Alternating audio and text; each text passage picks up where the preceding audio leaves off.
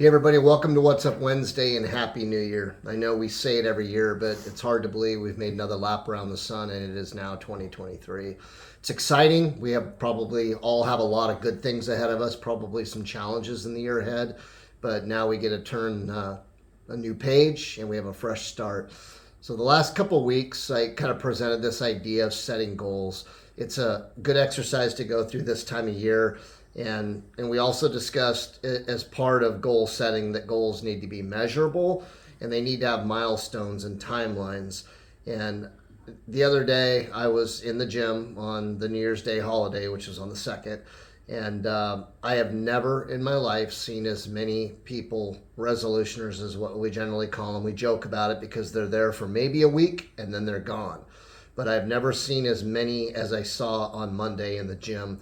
Many of these folks were plus 50, maybe even over 60.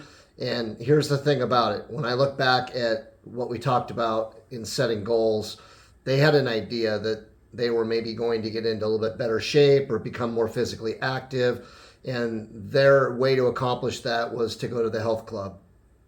And unfortunately, they obviously, from observing them, they didn't set up a workout plan with a personal trainer. They didn't have an idea what they were doing. And it's very simple to observe and recognize that they don't have any idea what they're doing there, what they should be working on. And it's really unfortunate because they will drop out. It's always nice to see the traffic lighter in the health club after a few weeks. But at the same time, it's also really unfortunate when you think about it. Now, that transitions into the topic that I really want to talk about today, which is wellness in general.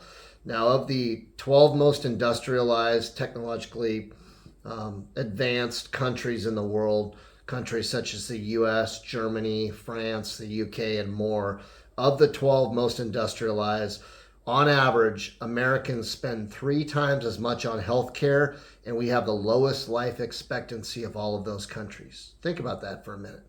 Why do you think that is? I can speculate, and I think I know I'm probably right. And as humans, here's my thought. As humans, we tend to master our environments, and we tend to make things easier for ourselves. A good example would be through the 1970s into the 80s especially, fast food became so prominent. And maybe it was something that it was a treat at one point that maybe once a week, once every 3 weeks, we would go and we would have fast food somewhere, a burger and fries. Now it seems to be the norm. People are doing that 2 times a day. And it really doesn't take a whole lot. So when we look at wellness, and I know wellness can be more challenging for people who are on the road traveling because you're working long hours, you might be living in a hotel. But in past years, I've talked about it. There's a way to do it. You could put together a really easy floor workout routine, push-ups, sit-ups, planks, wall sits, things that you can do in a hotel room 3 days a week for 20 minutes. Maybe hit the treadmill down in the gym in the hotel 3 days a week for 20 minutes to a half an hour. Little things that you can do, and it's just a matter of setting that goal. And then obviously health is or nutrition is a really important part of that. Having a balanced diet where you're not eating all highly processed foods all the time. And it's hard to do because we've made it so easy in the United States to get something quickly on the run, and it takes time to prepare good, nutritious food. And then the last thing that I've preached about for years is that it's so important for us to go to the doctor once a year. I know it's not fun, but just an annual physical with some blood labs, there's so much that can be learned from doing that. And for any of you who watched Monday Night Football this week, you saw Damar Hamlin from the Bills go down with cardiac arrest on the football field, which I've never seen in my life before.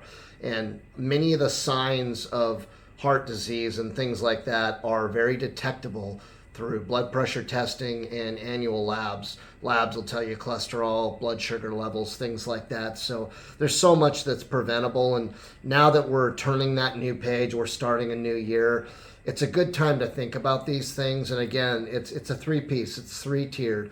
1, maybe even 4th. 1 is nutrition, 2 is some exercise, 3 is go to the doctor once a year, and the 4th one is try to find a way to manage stress. Stress is something that we impose upon ourselves that's not real, but it really does affect us because we allow it to. So some things to think about as we enter this new year. We're going to be off like a rocket, and it's going to be, like I said, I think it's going to be a fantastic year. 2023 is going to be a good year for us. So welcome to the new year, and we'll see you next Wednesday.